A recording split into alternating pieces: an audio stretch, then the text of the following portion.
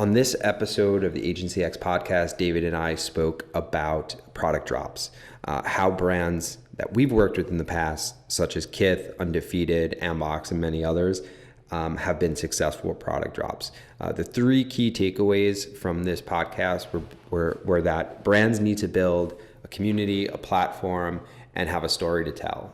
Those are the three key takeaways that I took. It was a very interesting conversation, and product drops have been a very hot topic lately with various types of brands, whether they're new brands, lifestyle brands, existing, or everything in between. We tried to cover everything. If you have any questions or anything you want to add to it, please check us out at avexdesigns.com or reach out to me or David on LinkedIn. We'd be happy to answer any of your questions. We have some really great episodes lined up about various other topics. The next one is going to be about surviving the e-commerce summer slump and what to do when sales start to dip a little bit before the holidays, as well as some interesting guests on some future episodes. So I really hope you enjoy this episode. Thank you. This episode is sponsored by Gorgias. Gorgias is the #1 e-commerce help desk that lets you manage and respond to messages from your site, social, email, and SMS all in one platform. They have built-in automations to handle common queries like order tracking and save your team time and money. Get a free month by clicking the link in the description and elevate your customer experience today. You're listening to the Agency X podcast. I'm your host, John Surdakowski, founder and CEO at Avex, a New York City-based e-commerce agency for high-growth D2C brands. As always, I'm joined by our e-commerce strategist, David Anzalone. Our goal is to provide some insight into e-commerce, technology, design, and everything in between. Let us know what you think of today's episode and make sure to visit our website, avexdesigns.com. Welcome back to the Agency X podcast. My name is John Surdakowski, founder of Avex Designs, a digital agency based out of New York City. Joined as always by David Anzalone, our senior strategist. How's it going, David? Hello, I'm doing good in sweats on a Friday afternoon. Pretty good. Perfect. That's the way to be. So yeah, I know it's been a few weeks since we did one of these, so I'm really glad that we could start up again, start doing it with video. It's the first time we're using Squadcast. Shout out to them because I'm really curious to see how this comes out. So we have a lot of really good topics lined up. We have some guests that are going to be appearing on some future podcasts that we're recording the next couple weeks. So stay tuned for more information on that. Today's episode is going to be all about product drops, some of the experience we worked with some other brands, how they were successful. And really this actually came from a question one of our clients had about product drops and wanting to do them as a new brand, where some of the brands like Kith and Undefeated and Ambox and some of the others that we've worked with that had a lot of really great success with product drops and doing flash sales and things like that. We also just released a blog post about this as well. But I really wanted to dive a little bit into that, talking a little bit about on the brand side, what's required, and also on the technology side and maybe on the strategy side as well, like what brands, how brands could succeed with flash sales and product drops, and also what they need to do to get there.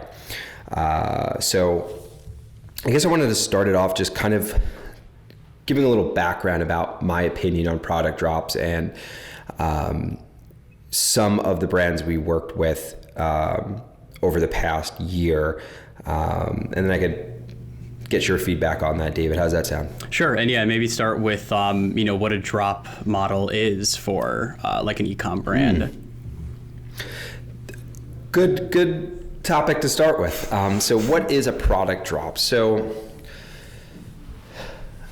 there's a few different types, and I guess it depends on the type of brand, but essentially a product drop is when you have some sort of limited run product that has a specific release date and is really geared towards your core customer base, and there's going to be maybe a limited time that's available, or there's limited quantity, and it's going to be up on X date and over by another date. And the real goal of it is to drive as much traffic to the site for one specific purpose and really just driving sales for that one product. Of course, you want to try to do upsells and cross sells and things like that. But the main purpose is to drive an insane amount of traffic, have a product, sell it out. There's just, so much opportunity there to be able to, talk about that, gather more customers. And, it could be a limited offer. It could be a collaboration, or it even could just be like a flash sale, something that is, of extremely limited, and, it's only going to be 50% off or 75% off for a certain amount of time. So again, that approach is going to depend on type of brand that you are. And we have a few of those to talk about. Is that accurate? Did I miss anything? No, I mean, that's pretty much spot on with what it is. I will say it's most common and probably easiest to understand looking at it from the fashion, apparel, streetwear, space, because for them, they can launch clothing items or new shoes or do collaborations very easy. You don't see new literal products as often in CPG or technology, where you can't really drop something every month or even every week, which some brands do. Yeah. And so if you've been on like Kith or Undefeated or other brands that I know you're going to talk about, John, then you're likely pretty familiar with this model already. Mm-hmm. Yeah, exactly. So now that we got that out of the way, I wanted to kind of tell a little story. A newer brand that we're working with reached out and asked me about product drops, and mostly our experience with product drops with some of these clients and how they can be successful as well. And, of course, not releasing any private information, not that we have any, but based on my experience, as a newer brand, you're going to have a different approach to product drops. And we could get into that in a second, but why have some of these brands, like, for example, Kith, we worked with them some years ago, super successful product drops. So many brands, especially in the fashion and streetwear space, use them as an example of like, hey, we want to release a product on a Monday and have it sold out by 2 minutes later, and people are just like swarming to buy it. And there's this whole other resell component of it, that people are reselling their products because they're so hard to get. So where did that scarcity come from, and that demand for getting this type of product? Well, what they did was they built a community, a lot of brand awareness. They focused on branding. For years before they started doing product drops, the founder, Ronnie, he did collaborations with ASICS and Nike and numerous other brands, really gaining popularity and notoriety in the streetwear and footwear space. They didn't come out of the gate doing drops, at least not the way they're doing them today or over the past few years. So they built that community and built a platform, right? So those are two key things: having community and a platform to speak from. So having hundreds of thousands, millions of followers on social channels, and really getting people to fall in love with the brand. Additionally, they had a story to tell. So to me, those three things are extremely important, not only for drops, but developing a brand, right? Three most important things for developing a brand, which allows you to do those product drops, are going to be community, platform, and a story to tell. So if you don't have all three of those, you need to leverage someone else's platform. You need to leverage someone else's community, but you definitely need that story to tell regardless. If you're a newer brand, you may want to partner with a celebrity or an influencer or something that's going to allow you to leverage that community and leverage their platform. So a brand that is kind of similar, but did this in a much shorter time frame, and I see them as leveraging a community, would be another one of our clients called Anbox. So Anbox, what they did was they became well known in the gaming space.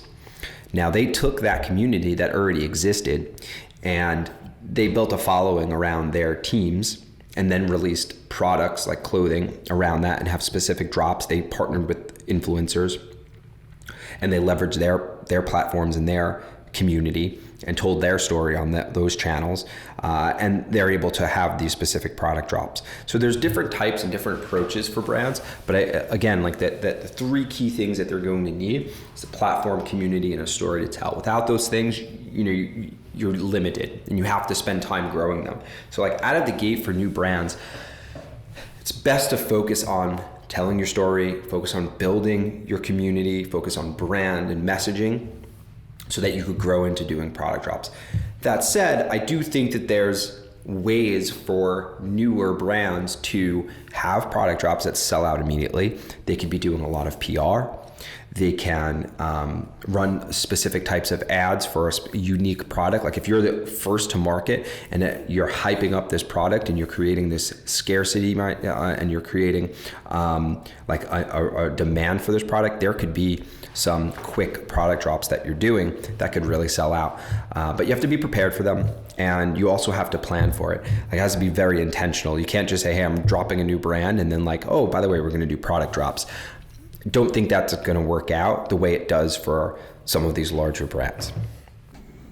I agree with that. And you have to think about, like, when you say like a new brand, if because, again, not to say any specifics because they're unlaunched, but we're working with another brand that is actually somewhat in the gaming pop culture space, where that the business itself is brand new. They've never had a website. It's a completely new brand, but it's based off a founder, who's very well integrated with a influencer who has an audience in the millions. Again, going back to the whole community thing. I mean, the community is the first thing, and I think that's a good call out to distinguish, because it's very easy to say you do need the brand to be there, but I think brand doesn't always equal community. They're important, but there are certain brands, and I think Kith is a great one for this, is that they're community based branding, where their brand is built up upon the people that integrate with them. I think like Kith and New York are heavily connected to each other, correct? Correct. Very, very heavily connected. So Queens specifically, but yeah. Yeah. So, New Yorkers, that community, that brand was built on the premise of, the New York Queens community. And that's a strong part of it. And I think they're international at this point, but still they have like that. A lot of their content even is based around like New York. They will showcase lifestyle content from others, but it's really like this New York group. And I think it's like an emotional feeling that, it's hard to fake. And I think that's why for newer brands that don't have any community or following, is you shouldn't try to do a drop model out of the gate, because it can be very profitable, but you need like the groundwork in order to, make it happen. And actually, John, I'm going to ask you to go to a website, because one of my favorite brands that does a drop model that you probably wouldn't expect necessarily. They're called the Yeti, Yetee. And one of the cool things about them, this is like another angle when we talk about different types of product drops. They actually do daily product drops, and it's like it's the core of their business model. They sell like a lot of different things, but like within like apparel, merchandise, it's a lot of pop culture, gaming related. But they have their big, the big part of their like branding and value prop is their daily tees, t-shirts. So you can get them in like, actually, funny enough, and this is pure coincidence, the sweatshirt I'm wearing is actually from them.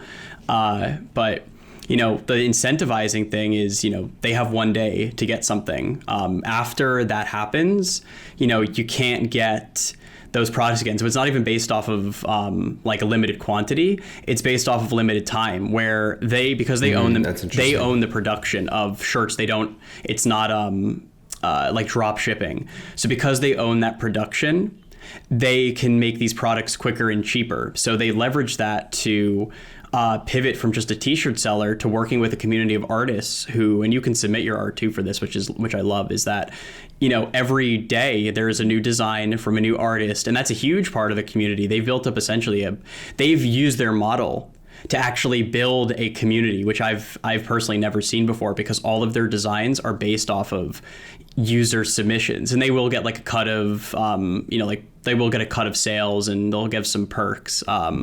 But I absolutely love that model, because it is based on scarcity, but it's also hugely based on community and that sense of FOMO of, anybody can buy it. It'll never sell out for that day, but after that day is gone, you won't be able to get it like ever again.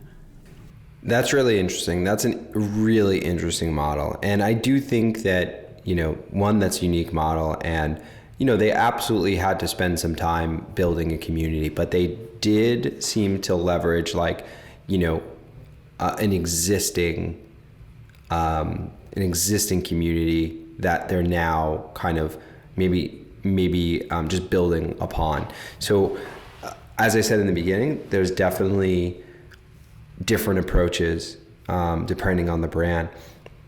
And I think that the advice that I give to newer brands, especially brands with a higher price point or brands that are very much lifestyle, like you need to develop that lifestyle first. So you need to be able to build brand awareness. You need to be able to build that community.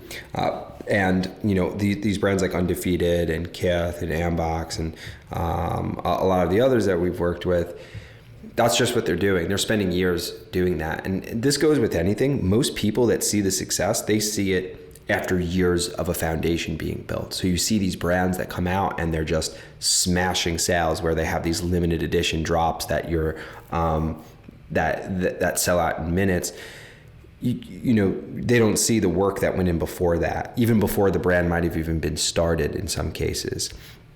And even looking at what celebrities doing, like someone like Kanye West, when he drops new clothing lines and sneakers, they're selling out in seconds. But he's Kanye West, and he also spent a very long time building his platform and building his community and building, brand awareness for his specific brand. So that's why that's going to happen. So I don't think there's some magic sauce or approach that you could take. Of course, if you're selling some hot new product that's a drop shipped product, you could develop hype around that to be like a little viral kitschy product that you drop and you put a lot of ad dollars to, and it sells out and then it's not available again, or you just that's a different approach. That's just really, that's not building a lifestyle brand and having lifestyle type drops. That's more of a flash sale type thing to the mass market. That's a lot different, and that's not what we're talking about here. We're talking about some other things.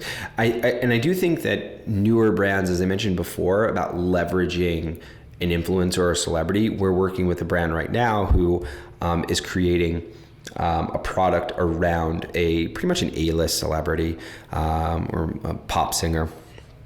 And they're creating this product around her, and they have a brand to begin with. So they have the fulfillment, but they're making this sub brand. It's kind of a sister brand, and they're leveraging the celebrities side of it. Maybe they're giving her a percentage. I don't know the exact deal, but I'm sure that that celebrity is being heavily compensated, and they're doing, I wouldn't call it a drop. Maybe they will be doing drops at some point, or specific collaborations, but they're creating around the celebrity to leverage that platform as they're a part of it. So that's an approach that's been going on for quite a while.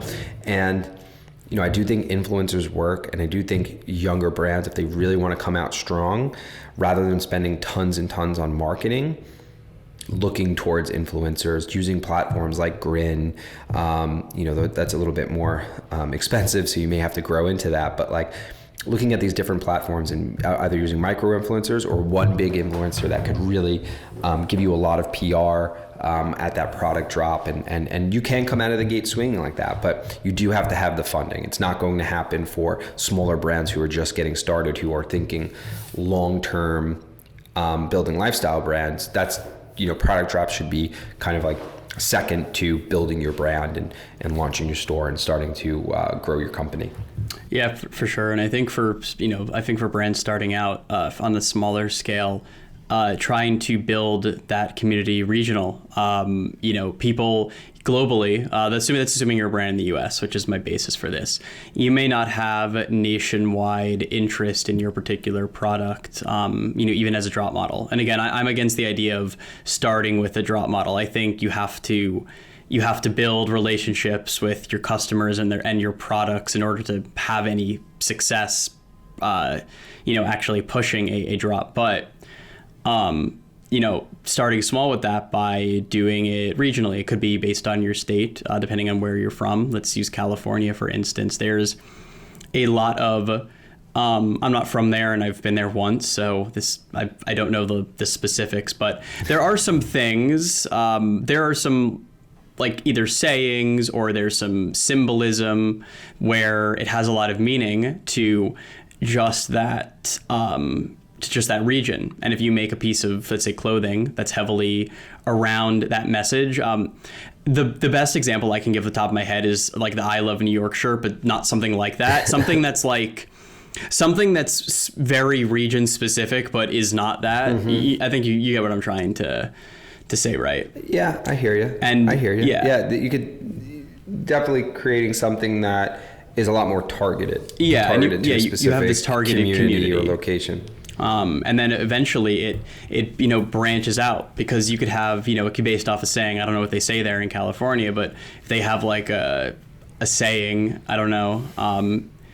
I don't know what California sayings are, but gnarly. No. I don't know. I'm talking gnarly. I don't know. That's like a 1980s California thing. I just pulled some sure. stuff out. Let's say gnarly is still popular today. You put that in a shirt, people in the East Coast, they don't know what gnarly is. I mean, they will, because the internet exists, but it'll have like bigger meaning to the people that are there in your community. So I think it's best to start small and then branch out. I mean, Kith does this. They've been doing this since they were small anyway, but they'll have some of their like designs that are New York specific, to the point where I'm like, oh, I get where that's from. Someone in California might not, but they'll still want it anyway because it's Kith. But if you're from there, you'll see the symbolism on the design and you'll go, oh, I know what that's referencing. Yeah, for sure. And I think there's and that goes to the point of like niching down, and that could be applied to multiple different aspects of your business, sure, or even different businesses in general, is that the more specific you are, like take, for example, Anbox, they're the gaming, lifestyle, teams, all of the things that goes on the Anbox and their team platform. They have their content platform, which is more focused towards gaming, but then they have their lifestyle and fashion apparel site, Anbox, and they're very specific towards gaming. Like chances are, like I've seen people walking down the street wearing Anbox, and I saw someone in a doctor's office wearing an Anbox mask, and I could tell off the bat that this person is into gaming. Like that is the only people that are really hearing about it mostly are going to be on the gaming side. Like even the photographer that they brought in as an influencer, it was part of Rockstar Games. So like he has a history of being involved in gaming. He was a producer on there. So like, they're very, very focused on that. Like, and that's the same way like brands like Kith is focused on New York, and Undefeated might be focused on LA. You want to include your brand. That's part of their brand story, right? Because that's their heritage. That's where they're from. Like when Kith does collaborations with, Wu-Tang or with Nas or something like that, it's no, or like they just recently did with Biggie, I think a couple months back. Like these are New York artists that they grew up listening to, and that they really like. And same thing with other brands like Undefeated or others out of LA. They're doing more collaborations with LA artists that they grew up with. So I think that's like, that's specific to the streetwear world. It's very, very specific, but drops don't have to be specific to the streetwear world. Like I've seen more higher end brands or, women's fashion brands come out with drops. I forgot who it was not too long ago. There was a smaller company that made like these watches. It wasn't MVMT, it was somebody else. They made these watches that were all limited edition drops, and they weren't such a big lifestyle brand, but they had really good marketing, really good PR, really good, I think, influencers involved in it, really good reach on social, and they created like these watches that were just super limited edition, and like their whole idea was drops. And that's also why a lot of brands are talking about, because there are a few brands that come out, release stores on Shopify, and they're mainly focused on drops, and they don't even have like influencers tied to it. They're just really good at building a hype and building a community and having some sort of a story to tell. But those might be the outliers. there's a lot of brands that are able to do this over time. And I also think it's important to talk about like the technology to support this too.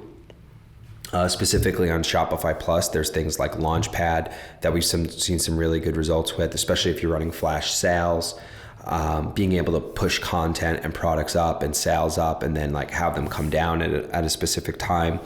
And even just the platform in general, thinking about brands like Jeffree Star's brand, where they launched and I think they got overwhelmed with traffic. You have to take that into consideration as far as stress testing and being able to support that level of traffic that's going to hit your site. So there's a lot of planning involved in these things, especially the bigger you get. There's a lot of planning involved in launching it, marketing it, building up the hype, and then being able to have the technology to support it. And it's something that we've been thinking a lot about lately, and we're getting more and more questions on it. So I did want to like talk to this specific topic, which we could probably have tons of different examples of brands that are doing this. But again, to kind of bring it back to what I said originally, was that the three key things brands need to focus on is a community, platform, and having a story to tell. Because without those things, you're going to have to leverage another person like an influencer or something, or you're going to have to just spend the time. You have to put in the work. And that goes with anything, business, in life, in building a brand. You can't just, usually no one's coming out of the gate and just blowing up overnight. There's a lot of background work that a lot of people aren't seeing.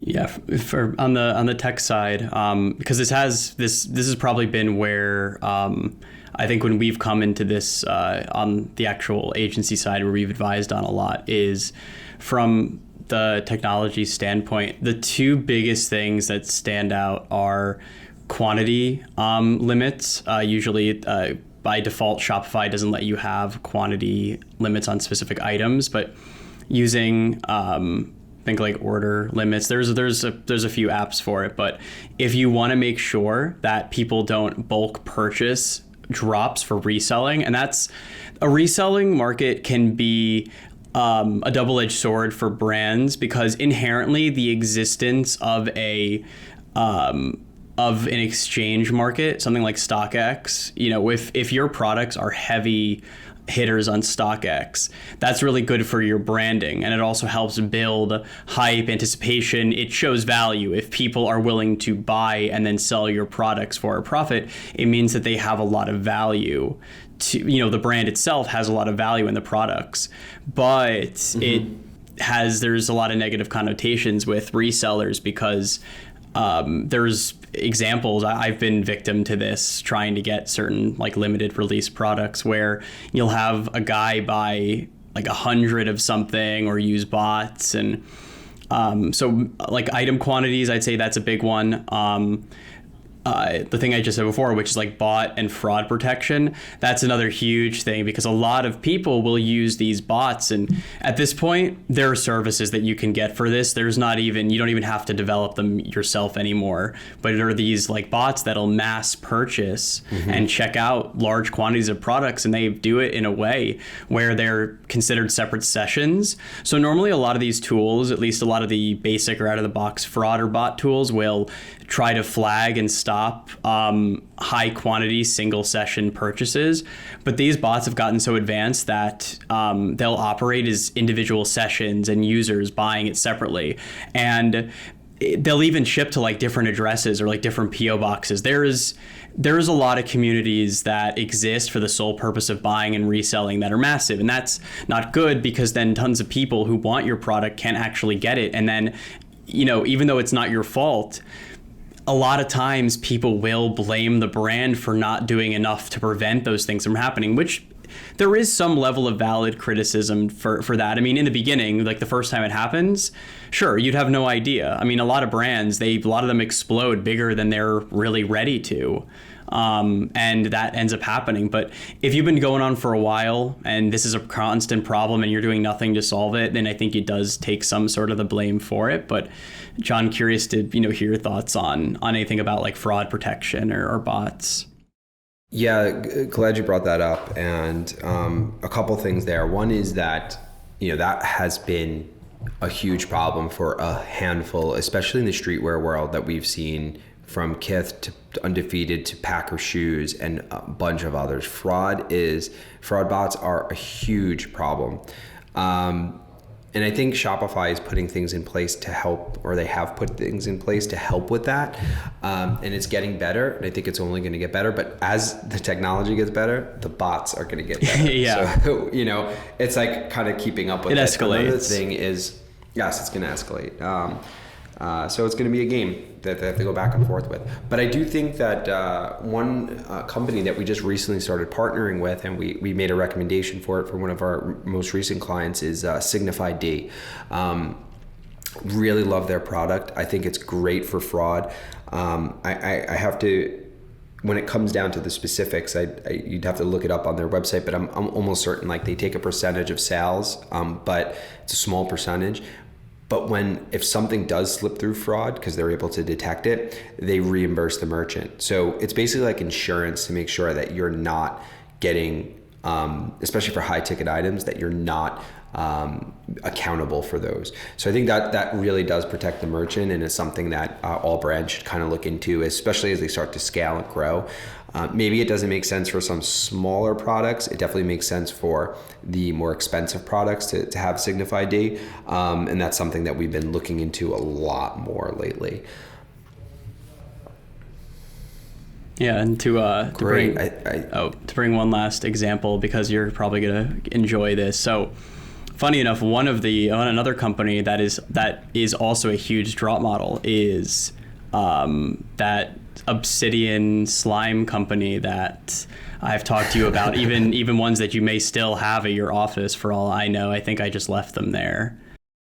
I think I threw them out, dude. That's fine. They were like a few bucks, but that's like a huge thing. The guy, he pretty much all his business, and he's a college kid or I think he graduated college at this point, but it's his full-time job. He made an Instagram account for making slime just because it was something that was intriguing to him. And what he would do is, because he was doing it by himself, he would sell slime drops like every Friday or every like other Friday, because he could only make so many by himself. And if they would sell out in minutes, and this is without any no paid advertising, really, like no strategy behind it. All he did was he set up a Shopify site. It was super bare bones, and he would just put the product listing up. He had no reviews, no nothing. The only thing he did have was a product reservation timer, which actually was based off something where the users, as long as the user checked out within a certain period of time, their cart was guaranteed, which was a smart thing on his part because he had to do it. But now he does this full time. He has slimes that are always available, and he has special drops like seasonally or whenever he decides to do them.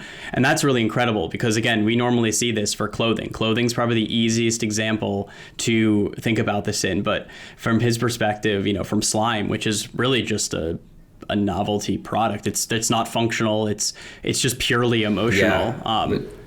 Yeah, and he developed a platform. Seems like he, had a following on Instagram, and he didn't before. That's the thing. He didn't before. His platform and his business went hand in hand. He started making slimes, and then people were like, "Oh, I want to buy that," and then he was like, "Okay, well, maybe I'll make them to sell them," and that's literally how it happened. So awesome. That's crazy. I love hearing that about success of businesses, especially like strange ones. It's awesome. There's hope for everyone. On that note, we're going to wrap it up now on slime. But yeah, just to kind of recap, drops can work. You have to do some planning. You have to build that community. You have to have a platform, and you have to have a story to tell. I think those are really important just for a brand and for drops. But it can happen. You could do unique things, especially when you really niche down. There's some really great technology out there for bot protection, for fraud, such as Signify D, Shopify Plus, Launchpad, Flows, things like that, to be able to help you, especially as you're growing and as you're doing these drops. You need to have the right technology stack, and all of those things are really important. So we're going to wrap it up. We have some other cool episodes coming out. If you want to check out our work, go to avexdesigns.com. That's all I got. I'll see you next week, David. Thanks, everyone. I'll see you on Slack in a few minutes. Yeah. All right. Awesome.